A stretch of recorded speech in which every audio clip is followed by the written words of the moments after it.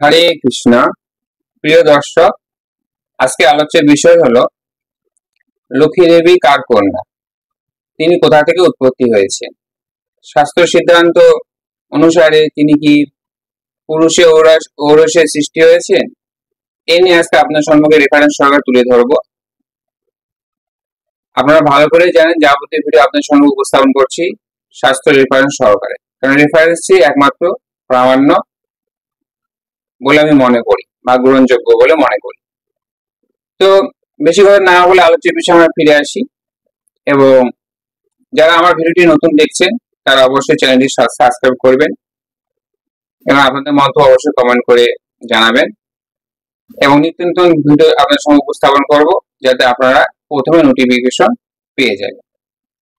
তো আসুন, মূলত হচ্ছে লক্ষ্মী দেবী কোনো পুরুষের দ্বারা উৎপন্ন হননি, অর্থাৎ প্রাকৃতিক পুরুষের দ্বারা বা মাতৃ গর্ভে তিনি জন্মগ্রহণ করেননি। তাহলে তিনি জন্মগ্রহণ করলেন কিভাবে? যেহেতু নারায়ণের অর্ধাঙ্গিনী বলা হয়, তাহলে তিনি উৎপত্তি হলেন কোথা থেকে? তো রেফারেন্স ব্রহ্মবৈবর্ত পুরাণ 50 অধ্যায়ের 5 নম্বর শ্লোকে আপনারা পেয়ে যাবেন। সেটা আমি রেফারেন্স দিয়ে দিচ্ছি। সেখানে এরকম বলা আছে যে ভগবান শ্রীকৃষ্ণের বাম অংশ থেকে লক্ষ্মী দেবী উৎপন্ন হয় বা আবির্ভাব হয়। তিনি তার বর্ণ নীল বর্ণ। ভগবান শ্রীকৃষ্ণ রাসমণ্ডল করছিলেন, অর্থাৎ রাসলীলা করছিলেন।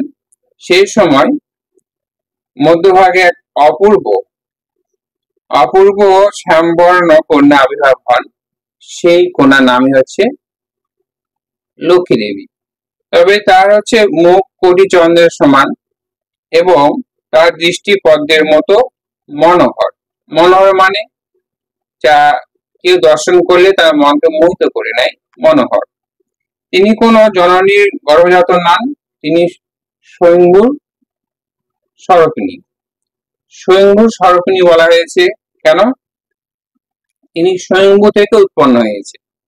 স্বয়ম্ভূটা এখানে মূলত কে আসছে? ভগবান শ্রীকৃষ্ণ, অর্থাৎ ঈশ্বর পরম কৃষ্ণ সচ্চিদানন্দ বিগ্রহ অনাদি আদি গোবিন্দ সর্বকারণে কারণ। যে এই কৃষ্ণ সর্বশক্তির মূল, পরমাত্মা, জ্যোতির্ময় পূর্ণ সত্তা, সে নির্বিকার নিরাকার নিরঞ্জন। তো সেই স্বয়ম্ভূ থেকে সৃষ্টি হয়েছে ভগবান শ্রীকৃষ্ণের বাম অংশ থেকে। তো এবার আপনারা রেফারেন্সটা লক্ষ্য করুন যে আপনাদের আমি বললাম যে ব্রহ্মবৈবর্ত পুরাণের 50 অধ্যায়ের 5 নম্বর শ্লোক আপনারা লক্ষ্য করুন, এবং 5 থেকে 10 নম্বর শ্লোক পর্যন্ত আপনারা ডিটেলস পেয়ে যাবেন। এর বঙ্গানুবাদ কি বলছে আপনারা লক্ষ্য করুন। 4 নম্বর শ্লোকটি বলছে যে নারায়ণ কহিলেন, হে নারদ, পূর্বের সৃষ্টি আদিতে রাসমণ্ডলে পরমাত্মা কৃষ্ণের বামাংশ হইতে লক্ষ্মী দেবী আবির্ভাব হইয়াছিলেন। পূর্বে মানে আদিতে, আদিতে কথা মানে সৃষ্টির প্রারম্ভে, যেটা আপনাদের সম্মুখে উপস্থাপন করছি সেটা সৃষ্টির প্রারম্ভে স্বয়ং নারায়ণ বলছে যে নারদকে, যে হে নারদ, এই যে লক্ষ্মী দেবীর কথা যে তুমি শুনতে চাইছো, এই লক্ষ্মী দেবী উৎপন্ন হয়েছে ভগবান শ্রীকৃষ্ণের বাম অংশ থেকে। কখন উৎপন্ন হয়েছে?